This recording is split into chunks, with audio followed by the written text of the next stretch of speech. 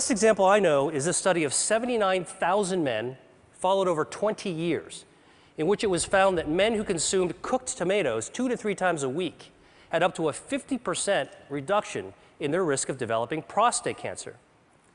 Now, we know that tomatoes are a good source of lycopene, and lycopene is anti-androgenic. But what's even more interesting from this study is that in those men who did develop prostate cancer, those who ate more servings of tomato sauce actually had fewer blood vessels feeding their cancer. So this human study is a prime example of how anti-androgenic substances present in food and consumed in practical levels can impact on cancer. And we're now studying the role of a healthy diet with Dean Ornish at UCSF and Tufts University on the role of this healthy diet on markers of angiogenesis that we can find in the bloodstream.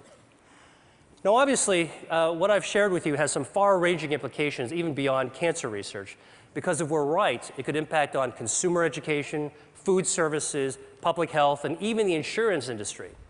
And in fact, some insurance companies are already beginning to think along these lines. Check out this ad from Blue Cross Blue Shield of Minnesota.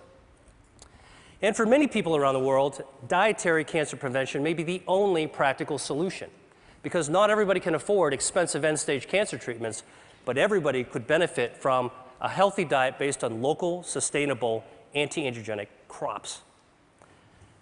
Now, finally, I've talked to you about food, and I've talked to you about cancer, so there's just one more disease that I have to tell you about, and that's obesity. Because it turns out that adipose tissue, fat, is highly angiogenesis dependent. And like a tumor, fat grows when blood vessels grow. So the question is, can we shrink fat by cutting off its blood supply? So the top curve shows the body weight of a genetically obese mouse that eats nonstop until it turns fat like this furry tennis ball. And the bottom curve is the weight of a normal mouse. If you take the obese mouse and give it an angiogenesis inhibitor, it loses weight. Stop the treatment, gains the weight back. Restart the treatment, loses the weight again. Stop the treatment, gains the weight back. And in fact, you can cycle the weight up and down simply by inhibiting angiogenesis. So this approach that we're taking for cancer prevention may also have an application for obesity. The really, truly interesting thing about this is that we can't take these obese mice and make them lose more weight than what the normal mouse's weight is supposed to be. In other words, we can't create supermodel mice. And this speaks to the role of angiogenesis in regulating healthy set points. Albert Szent-Györgyi once said that discovery consists of seeing what everybody has seen and thinking what nobody has thought.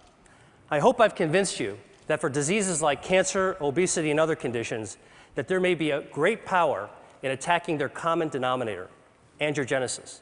And that's what I think the world needs now. Thank you.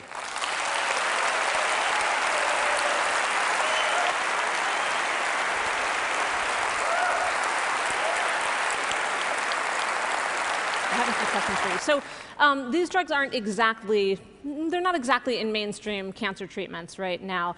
For anyone out here who has cancer, what would you recommend? Do you recommend pursuing these treatments now for most cancer patients? So there are anti-androgenic treatments that are FDA approved. And if you're a cancer patient or working with or advocating one, you should ask it. And there are many clinical trials. The Angiogenesis Foundation is following almost 300 companies. And there's about 100 more drugs that are in the pipeline. So consider the approved ones, look for clinical trials. But then between what the doctor can do for you, we need to start asking, what can we do for ourselves? And this is one of the themes that I'm talking about, is we can empower ourselves to do the things that doctors can't do for us, which is to use knowledge and take action. And if Mother Nature has given us some clues, we think that there might be a new future in the value of how we eat. And what we eat is really our chemotherapy 3 times a day. Right. And along those lines, for people who might have risk factors for cancer,